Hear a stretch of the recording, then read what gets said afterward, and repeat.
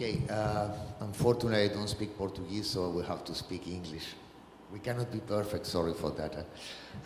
So, good morning, and thanks to Chipus for inviting me to this great opportunity to talk about IoT and what is happening in the industry.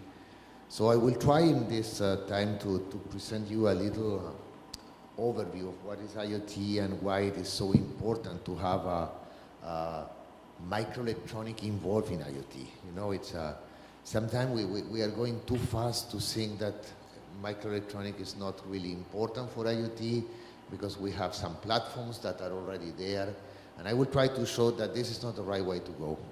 So let me start for a couple of seconds or a couple of minutes to present what is Synopsys. So Synopsys is a leader in EDA. We are number one in electronic design automation tools and services. We are a broadest IP portfolio. We are not number one. Number one is ARM, that was just presented by Jose. We are number two, but we are number one in interface, analog embedded memories, and physical IP. The reason we are not number one in IP is because there is so many ARM processors around the world, so we cannot be number one. But we are number one in the rest. And now we are also a leader in the Gartner's Magic Quadrant from application security testing, because security is becoming very important. We just published yesterday the final result for 2017, so our revenue for that fiscal year was almost 2.72 billion, so that was just published yesterday. And we are almost 11,000 employees around the world, and okay, so we work on different domains. The first one is the software. So we do software for to look about the security. We do verification, so hardware software verification and early software bring up, so prototyping and so on. IP, I already told, we are number one in interface, analog, and so on. Design, we have different tools for designing chips. And the silicon also, we have tools for the manufacturing guys that will do the chip, and we are now going down to 5 nanometers and below. So now, let's go to our topic. And let's start with the Industrial Revolution. So if you see that slide, you will see that the first Industrial Revolution was the steam machine, and we started to do some textile production, clothes. And if we go to the second Industrial Revolution, we add the electricity, and we have this kind of manufacturing in sequencing. So Ford was a very good example, the 14. And now if we go to the third Industrial Revolution, what do we have? We have the robotics, because robotics is not new. It's coming from the 70s and the 60s. Sorry. The big change in automotive industry about robotics was in the 70s. So when we talk about robotics, this is not new. We have also the PLCs, we have the IT, information technology, computers, and so on. And we also have the transistor that is coming from 1948, and all the development of integrated circuits and so on. So this is the third one.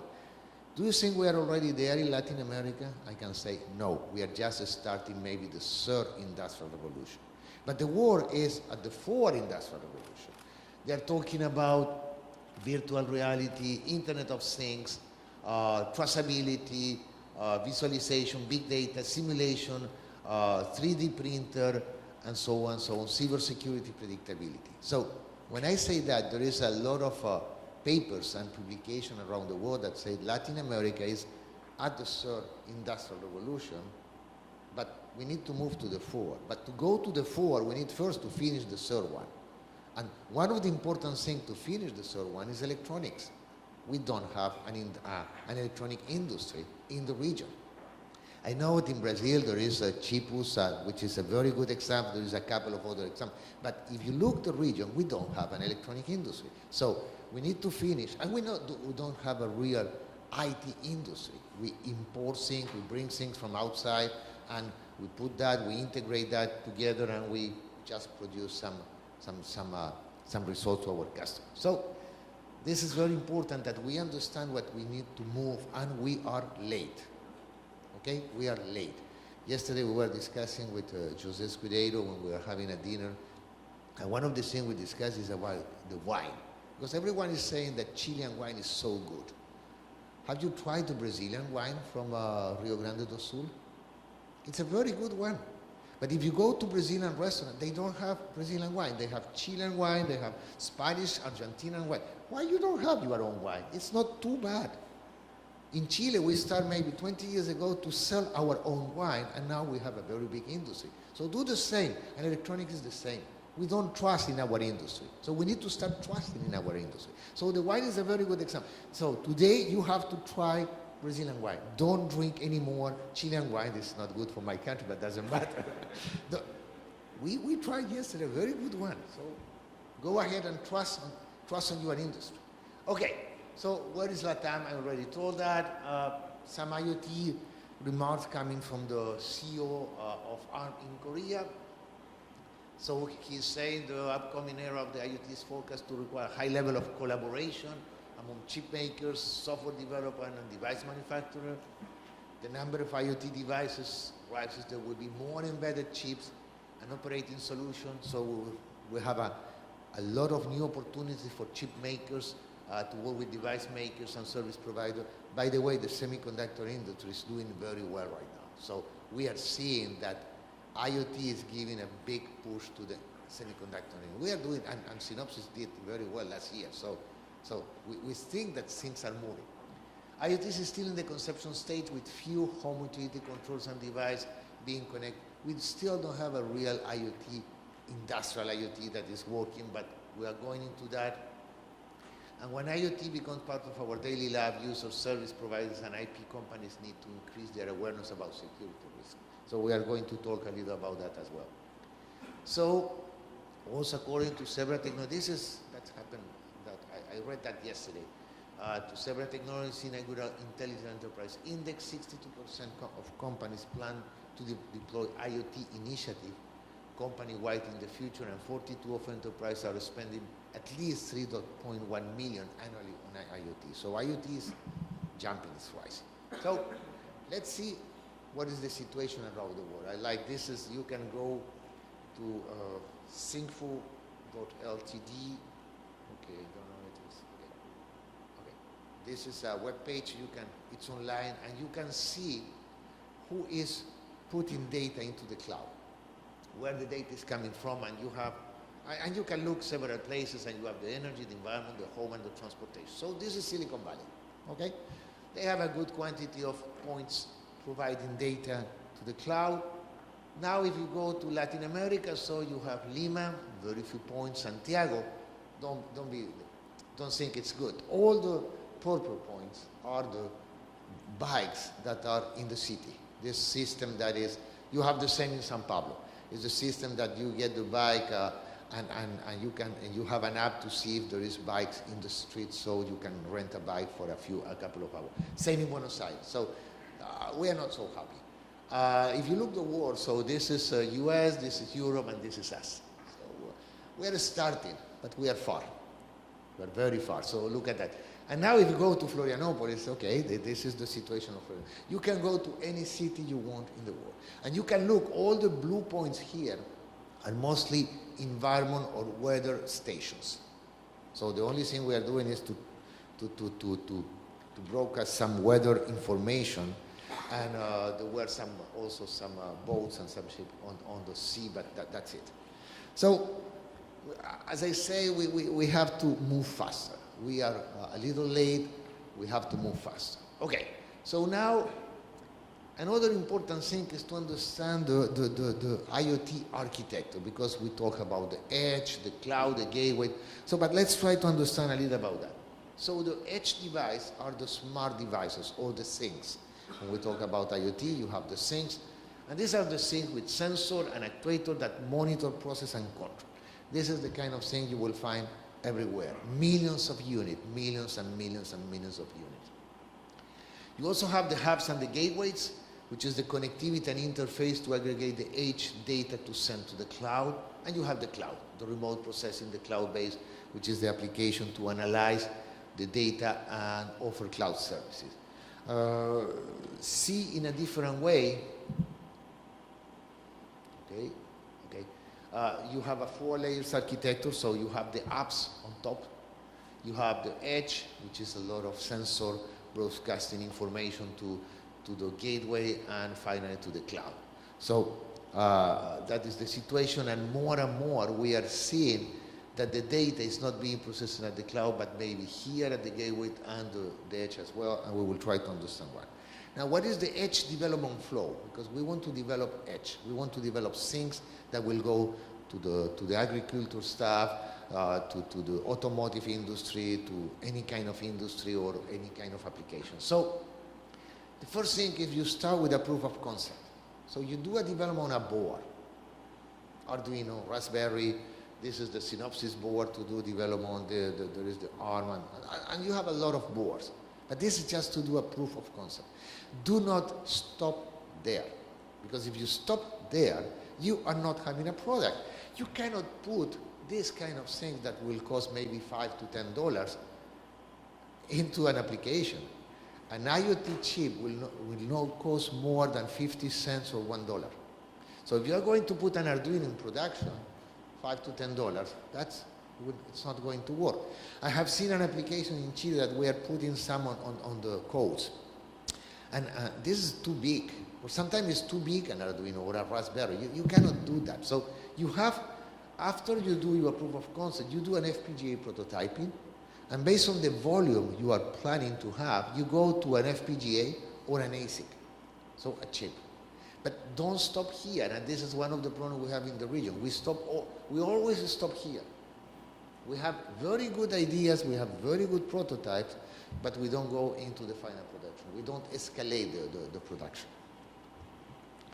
So we need to develop a system, FPGA, ASIC, how to do it. This is what we are trying to understand during this workshop. The second thing is where the data is processed. So at the beginning, everyone was thinking that the data will be processed at the cloud. It's only convenient when the action is not immediately requested. Let's assume that you are trying to have a driverless car. And if you have to send information to the cloud that there is another car coming, you will have an accident, but for sure, because first of thing, you have a bandwidth problem. If you have too many data going to the cloud, that will not work. Even if your processor is very fast, you have to consider that your speed will be given by the bandwidth of the transmission of the communication. So we have to process more and more at the edge. Cannot send all the data. Sometimes you don't have changes. Sometimes if you are looking, for example, for temperature, the temperature will change maybe once in a while. You don't have to send all the data to the cloud. You just send what is changing. Also, the gateway is becoming more and more common, and Cisco is producing now some routers that have the capability of processing data, because they call that, instead of the cloud, they call that the fog processing. And the edge is becoming common to have the processing there, so this is the reason that ARM is promoting their processor for IoT. Synopsys is also having their own processor. It's very efficient and need for fast action. So now, second conclusion, we need to process data at the edge. So we need to consider that the edge is not just a sensor, it's much more than that. So let's propose, this is the architecture I'm proposing for the edge. So you will have the sensor and actuators. Sensor will receive the information coming from what you are measuring. Actuator is you are doing something based on that. You have your processor, you have your storage, you have your software, communication, you have the battery, and you have the energy harvester, because it is becoming very important, very, very important to have systems that can stay very, very long time, and I don't have to charge every few minutes or every couple of hours. One of the applications I'm trying to do one day is it's a special chip for pets, for dogs, that are stored in the street. In Chile, they are installing the dogs to resell that. Okay, because it's a good business. You have a very nice dog, you can get maybe a $500, $600 per dog. So my problem is, if I put the chip in the collar, the guy will take the collar out and that's it. So I will not be able to find my dog using GPS. So if I implant a chip in my dog, a dog life is 14, 15 years. So I need batteries for 14, 50 years. I cannot put a solar panel to my dog because it. So we need to find a way. So some people say, yeah, but you can use kinetic energy so the dog is moving or the tail of the dog is moving. So there is a lot of ideas, but this is something we need to develop, energy harvester. This is very, very important for IoT. So now the device market, we have 5 billion people connected. They are saying that by 2020, some nice numbers about the CAGR, the volume driven by small home and wearables and so on. It depends on who you read, but some people are saying that the important thing in IoT will be the industrial IoT, meaning the IoT that will go to the industry. Are we going to wear too many things in ourselves to measure how many steps we do per day or how many, I don't know, if we are okay, we are not okay, maybe. But the important thing will be the industrial thing and some other kind of application that will be more related to the industry. So they are talking 2021, 2 billion units and so on. Okay. So now, what is the landscape for 2021? So we have the home IoT. We are talking about 450 million units per year of this kind of smart lamps, some devices, 60 million, 160 million.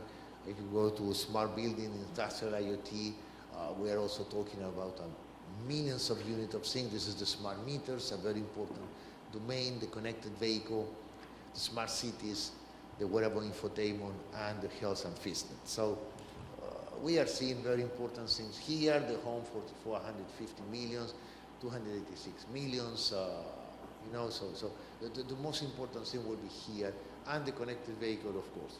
Okay, but this is something we are going to see. Now, if we look at the market, the semiconductor market for IoT device, we see that it's going very fast and it's growing. Very interesting for the industry because we are seeing, as I told before, that the semiconductor is doing very well. And one of the reasons is IoT because there is more and more chips that are designed. And the reason that we are designing chips is because we need those chips for the IoT. We cannot stay with the platform. So you see the consumer, the medical, the automotive, etc., etc. So it's a good future for the semiconductor industry on that. What are the key design requirements for an IoT device? The first one is the wireless connectivity.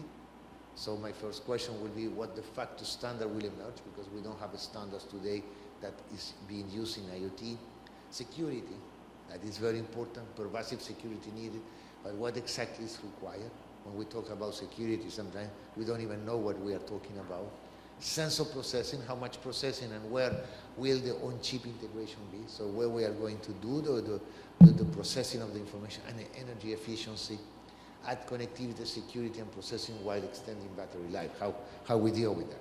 So some examples of IoT architecture. I know that Jose was showing examples using ARM architecture. ARM processor, we are using the ARC processor, which is our own processor. So we have the high-end edge device with a lot of things. It's working with Linux, Android, and the technology is using there is from 65 nanometers to 28, 16 nanometers and going below. Just to give you an important fact about this kind of technologies, the nanometers. Today, there is almost 10,000 new designs that start per year. A very small percentage of these 10,000 designs are made on 28 nanometers and below. And there is only 5 companies working on that. Qualcomm, MediaTek, Apple, Intel, and Samsung. The rest of the design are made from 45 nanometers to 90 nanometers, 180 nanometers, 250. So for IoT, we don't really need the 28 nanometers. It depends on the application you are doing. Of course, if you are doing a smartwatch, you want something very small and very efficient. But if you are doing something for the agriculture or for the industry, you don't need that.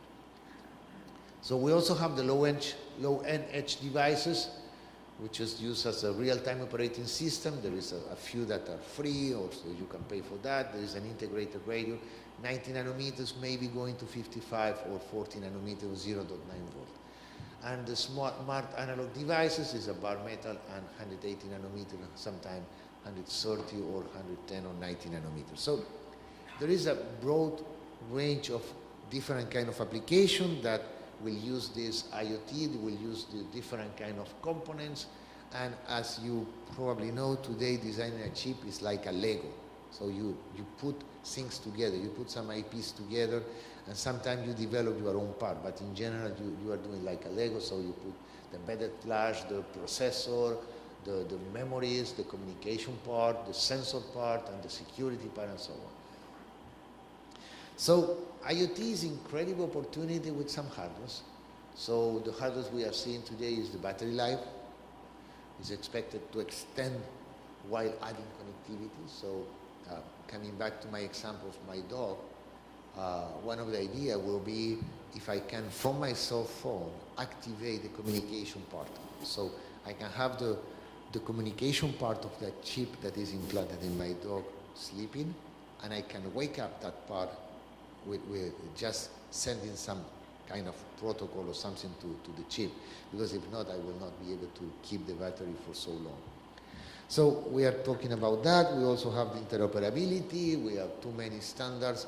This is like the TV standards. We have in the past the NTSC, the PAL, the SECAM, so the world cannot make an agreement, or the plugs. If you look the plugs, every time we travel, we have to travel with a lot of converters, or go to the hotel reception to say, do you have an adapter for my plug, because I cannot plug my computer. So you have the battery life, so we're talking about low power. You have the type of functionality, connectivity and energy, dictate cost, because we are talking about the system cost, the integration, the wireless power management, memory, sensor, processor, etc. And in 2016, new hacks to worry about smart homes and connected car. I don't want to have my car being hacked by someone and take control of my car.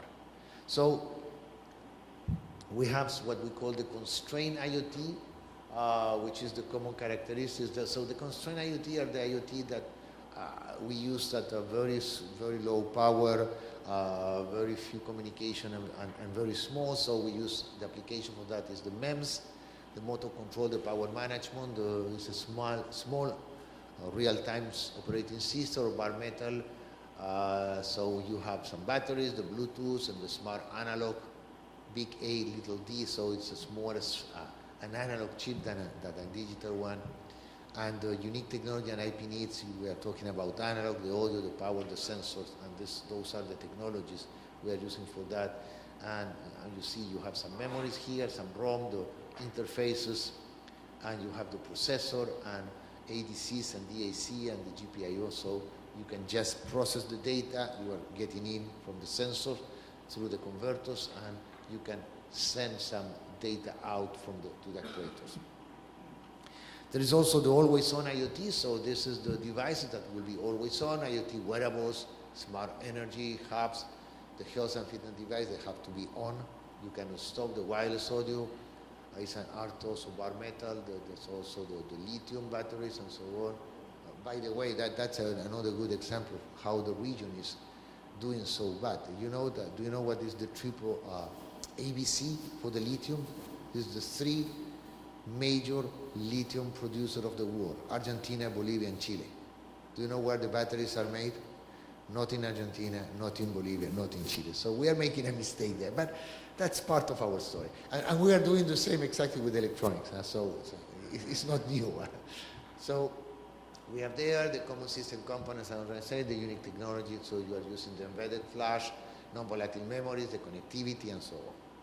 So now the processor is the most important part of almost all the things we are using today, all the electronic, and you have different kind of IP market segment for the processor, but we are talking about the Internet of Things, and what we are trying to do with our processor into the IoT devices is to control the sensors, to do power management, which is very important, embedded control, signal processing, and face object detection. So there is part, as I say, that is being doing here, but we also have some other applications for the processor that are not part of the IoT market we are trying to discuss right now. So just because ARM was presenting their processor, I have to present my processor, but I'm not trying to do any publicity here, but this is the kind of processor that Synopsys is having. And we have ultra low power, the security processor for IoT, the highest performance our core to date, and the EV family that is it's the state of the art for convolutional neural network and so on. So this is the kind of things we can offer to you guys if you want to develop an IoT device. Okay, there is some noise there. Okay, so another important thing that I found on all the information I have read, that we are having a change on the trends. We start with looking for silicon IP, and now we are talking about, we start with blocks, a processor or an interface or a USB. Now we are talking about subsystem. So now we are starting to sell subsystems that include the hardware and the software. Because when you are going to develop, sometimes you need some part of the software. If you are using a processor, maybe you need some drivers. And you don't have to write all the drivers every time you are doing a new system.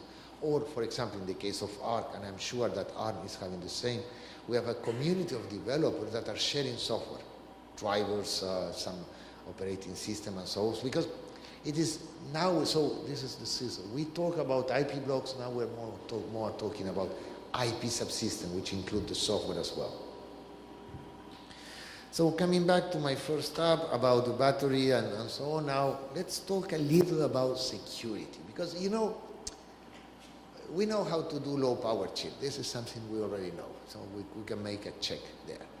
We know how to do connectivity, check. We can find the things. We know how to do wireless, check. But the security is a new problem that is starting to take us. And it's a very interesting example, this one. I will put my glasses to read a couple of things. So we are attacking here a baby. You know, we have systems where we can listen the baby. I remember when my son was a kid, now he's 26 years old, so I'm not listening anymore what he's doing, but when he was less than a year, we were having those systems, radio systems, so we were in another room and we were listening when he was crying. Okay, so now we can have the baby monitor attack, so there is the monitor, and the guy started to attack the remote communication. So the guy is going into the cloud and get into the remote communication and get into the system.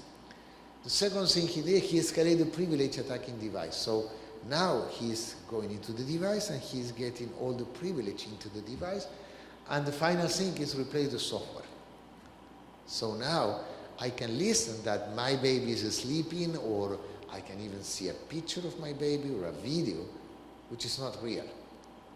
So the security is becoming more and more important. And one of the things we have to consider is that we always talk about security, and I will talk about cyber security in a while, but we always talk about how to fix the problems or how to implement a new patch or how to install the patch. If you go to a few months ago, there were this big attack called WannaCry that was going into the Windows operating system, and people were saying the guys that didn't apply the patch were attacking. But the question is, why there is a patch? Why we are not developing hardware and software in the right way? Because the security is that. So we are creating the vulnerabilities. It's not that the vulnerabilities are coming from God or from the sky or whatever. It's we are creating them. So everyone is affected, from consumer and enterprise. Security is crucial and needs to be addressed at all levels, starting with the system on chip. Latest hacks result in investigation. Companies need to be prepared to justify the security of their product, and the growth is 30% to 95% in 2020. Companies will have this stuff. But now let's understand security. So what is security? The first thing is, okay, what is meant by security? Confidentiality. I want to protect access to information. I don't want my information to be read by anyone. Let's say that we have a medical records, we have some commercial reports and so on. Integrity. We need to be sure that the data has not been altered. Authenticity. We need to be sure that the data is the real one. Let's assume that we are, for example, uploading, okay, today cars. When you go to the service with your car, they change the software of the car. In the future, maybe in 1 year or 2 years, they will upload and they will update the software of your car through the air. How can we be sure that the software we are receiving in our car is the right one? Okay, so this is something to consider. Common security technology, the cryptography and secure protocol, the platform security and tamper detection prevention. So the key question is what we are trying to protect. And this is something, so you can protect, the more you protect things, so in platform security, the wearables and smart home, the mobile e-commerce, the mobile STM, DRM, the smart meter, the e-passport, e-banking. So here you have the complexity and cost of the problem of the security, and here cost and reward attack. So the value of attack could be the reward, money or fun. Some people are doing attack just for fun. The technical challenge, the terrorism, the cyber terrorism we are talking today. And the cost versus risk is the time you spend, the cost of equipment, the expertise required, the system access and the legal implication. So IoT applications are covering all that. So we need to take care of that. So this is security threats that are a top concern for IoT developers. We have the communication, the software and the hardware.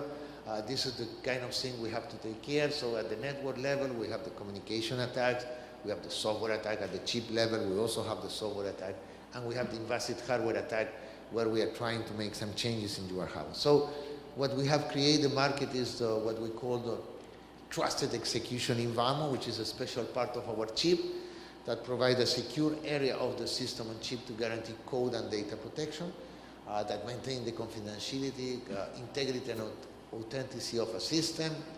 The code and data are separate, that in software or hardware a combination, so we can have a single CPU with hardware separation, physically separate CPU. So this is the kind of architecture. So we have the normal world, this is non-trusted apps, the apps we don't care, and this is the secure world, the trusted executive environment with maybe a special processor, or even with hardware separation, on single CPU with hardware separation. So we can ensure that our system is really doing well. So just to give you some ideas, so this is the 4 challenge I was putting at the beginning, and of course Synopsys is covering that. I know that ARM is also covering. So we have the battery operation demands lowest power consumption, the system cost, space-constrained applications require compact area, small code size, and you have the integration, which is on-chip integration of sensor control, processing, and communication, and finally the security. Just to give you a small example that I don't have any slide for the moment because I'm just starting a new project in my life. That's my new challenge. I'm starting to do a PhD now, and the topic of my PhD will be IoT for agriculture. And we are saying that we have to put a chip into the land that will cost no more than 50 cents. And the chip should be able to do the sensor and the actuator. And what we are going to do is we are going to find a mathematical model for each kind of plant, for tomatoes, lettuce, because they grow in different way. Put that smart into the chip we are going to develop and make sure that we have the highest possible production of those kinds of food. So it is important to have all these kind of things. Battery operation, because I don't want to have I will have solar panels, of course. System cost, I am not putting chips that are $10 or $20, just 50 cents. On-chip integration of sensor control, processing, and communication. I have to have everything in only one chip, and the security as well. So let's go now to the last part of that, the software, because we always talk about the hardware, but what about software? The first thing is to look at that. Brazil is here, it's not too good, it's not too bad. Oh, Brazil is like the US, so it's really bad. Sorry, the darkest is the best here. This is a study about the people that change the password of the routers at home. You know, when you buy a router from Cisco or any other company, the administrator login is admin and the password is admin. So US is the third country worldwide, Brazil is almost at the same level, that don't change that. So when you go back home, you change the password of your router. This is the first step to go into your home. It's very easy to attack your home if you are using admin. Okay? That's very easy. Just take the Wi-Fi signal you are seeing outside, you go there and you change whatever you want. Even you can even find your bank account, your password and so on. So please change that. This is the first thing about security. Now, what about software? You know, I'm taking a plane tomorrow. The Boeing 787 is 12 million lines of code. A high-end car is more than 100 million lines of code. Linux is around 8 millions. The Mars the rover was almost 5 million, 6 million, etc. So software is becoming very, very important in this world. And there is more and more security concern about software, not only hardware, but also software. And IoT is a combination about hardware and software. Do not forget that. So what people is looking for, and this is a very interesting example. By the way, that was made by Chrysler. There were no real hacker. That was a test made by hacker. And they arrived to get the car out of the road just by hacking the software of the car. So it's possible. It's possible. And after they changed just 1.4 million vehicles for fix, because they spent some money on that. But now with the cyber terrorism and all this kind of thing, we're having this kind of crazy guys going with a truck over the people, but we don't need anymore these crazy guys that go for suicide. We can just make it remotely. So what people is looking when they have a device, secure boot. This is the first thing. I want my device to be secure when I boot. And this is also hardware and software combination. The second one, runtime operation. I want to be protected during operation. I want to have secure updates. I want onboard secure storage for sensitive user and system data. We were talking about the trust environment and so on. We want the secure and authenticate communications only with services and entities controlled and authorized by user. And I want to have flexibility because I don't want to have a system that is not connected to the world. So now hardware security, we know how to do it, almost. We almost know how to do it. There are new things. But what about software? Okay, it's a good way to protect your car. You know? Okay. So let me come back. This is impossible to hack so far. No, they can cut the chain. Okay, but whenever you have a automotive and hardware supply chain, you have this kind of things. So you know exactly who are your tier 1 supplier, the tier 2, etc., etc. And whenever you have a problem, you can trace back who produced the problem. Okay? So you know that you have a problem there, and finally you find out that this is the guy that created the problem. So you can go to see your supplier and say, hey guys, you know, you are not doing well, I need to change. But what about software? So software, there is 3 suppliers, the open source, we like open source, the third party, by the way, Microsoft is a third party, SAP is a third, there is a lot of third parties, and the internal engineers that are doing the software. And do not forget that software engineers are considered they are the best. They know everything they have to do. They never make mistake. I have been software engineer for more than 30 years, so I know that we never make mistake. It's the user that don't understand my application, but we never make any mistake. So if you have a problem here, you don't know where the problem is coming from. You have no idea. You have no way to know. There is no trust. There is no back traceability. So you have to be sure that everything is good here. You cannot just start testing here. So it's time to rethink on the definition of software security. So in the past, maybe 20 years ago, we start with the standalone software apps. So, and we start using the Control-Alt-Delete. You know, this PC stuff. Whenever you have a problem, just reboot the system. That's okay, you reboot. Can you reboot a pacemaker? No. It's very dangerous if you reboot a pacemaker. Can you reboot a plane? maybe not, maybe it's not a good idea. Can you have in your car a message saying the operating system is failing? No, you cannot, because you need to use. There were a very good cartoon in the past about that. It was a cartoon that was made at the time of DOS, the operating system, from the first one from Mike, and it was, let's imagine that you have to load with a floppy disk the software in your car. That was really, I need to find out that. It was maybe 20 years ago that. So now, after we went to internet and all the things, and we start looking for security as well. So, okay, I don't want my money to be stolen. But money could be okay, because there is insurance, so I can pay an insurance and have my money back. But now we're talking about the safety and the privacy. We're talking about human. We're talking about environment. We're talking about a lot of things. So we need to be more and more secure, and we have to be more and more, we have to do products that are more and more secure and high quality, because we have software controlled device, and we also have the financial liability. So the landscape of software security is changing, so we have evolving the development environments, new technologies and attack surface, so we have the embedded device, the cloud, the language and frameworks. In the past we were just developing in assembly, that's it, or C, but now we have a lot of new languages. New development philosophies, the agile, the CI/CD, the open source, and we are changing the deployment landscape. For example, banks are changing their software on a daily basis, and we don't know.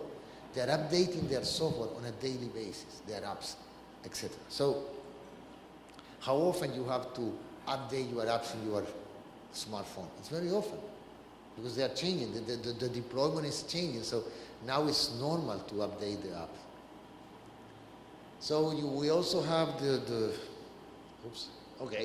So the address, the software security address fundamental risks. The vulnerabilities are deeply hidden. It's very hard to find it. The attacks can be done remotely. Network access sufficient to attack. Your routers, for example, very difficult to trace, impossible to prosecute, and can be anyone, a lone wolf or a nation state. An attack can be automated. Vulnerabilities, widely shared software can be exploited everywhere at the same time by automation. For example, we can stop all traffic light in a city. And this is the software integrated platform for IoT and automotive. So Synopsys is also working on having some products to test and to ensure that your software is doing well. So we have the static analysis of software, we have the model-based fast testing, the supply chain management that is taking care of the third-party software, and so on. Okay, so some conclusions now. So we'll have some time for coffee break after that. We have great opportunities with IoT, industrial, agriculture, homes, smart city, and so on. And we have to think what our countries are doing, because there is two ways to understand how we can work with the IoT. The first one is to say, okay, we are in countries where the agriculture is important, or we are in countries where mining is important, for example, the case of Chile, or we are in countries where I don't know, those are the industries that are important, so let's put IoT there. I don't know if it is a good idea, maybe yes, to start having IoT for, I don't know, automotive industry, because you are getting everything from outside, because there is, even if there is an automotive industry in Brazil, that belongs to foreign companies. There is not a Brazilian automotive industry. So it's important to understand what we want to do and how we can get money from that, because businesses forget money. The second thing is platforms are okay for proof of concept, but need a real system for production. One of the things I always discuss with my friend Jose is in Latin America we do a lot of projects, but we don't do products. And you don't sell a project, you sell products. And I would like to see in the near future, let's say for next year will be very difficult, but for 2019, a lot of booths, Latin American booths at Consumer Electronics Show, is there where we show the consumer product. But to go to the consumer electronics show, you have to have a real prototype, a working one and a real size. If you don't know the consumer electronics show, this is happening every January in Las Vegas. And this is the place where the big retailers, like in the US, like Macy's and all, go in January to buy the products they are going to sell for Christmas. In January, they buy the product they are going to sell for Christmas.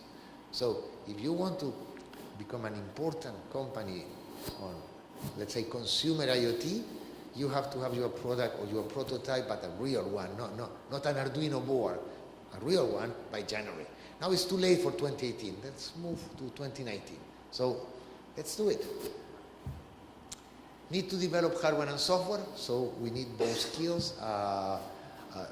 We are more and more saying, yeah, software is okay, we can buy hardware from outside. No, it's no longer true. We need to develop our own hardware.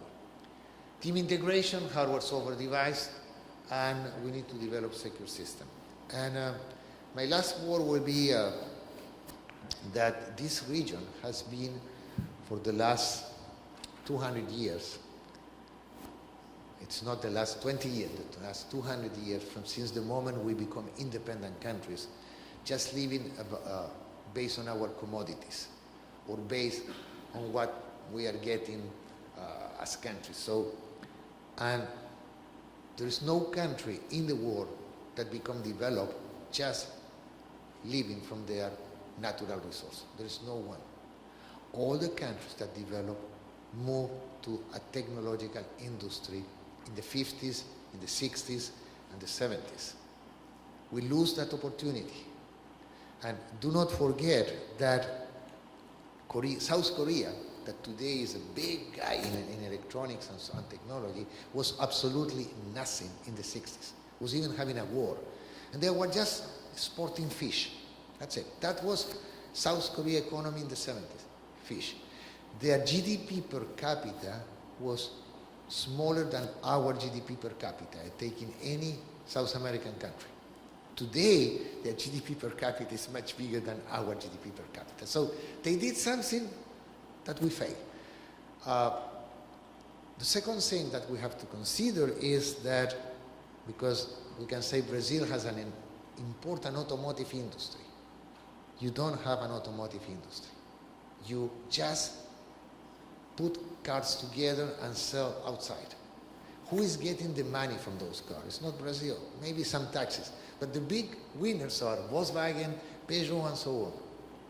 South Korea, again, they create their own automotive industry coming from the same situation. They copy and they create their own. Who is the leader in automotive industry today? South Korea. Who is the leader in automotive industry today? India. So they change. India has become a very important automotive country. So it's never late to make that mindset change. It's like, start drinking Brazilian wine. It's good, okay? It's good. You have some wines that are not too good, but there is a lot of Rio Grande do Sul, they have good wines. Go to Bento Gonçalves and you will find that. So we have so nice things in our region. The only thing that is changing is the only thing that is missing is we have to change. Our mindset have to change. Okay, thank you very much and enjoy the rest of the day.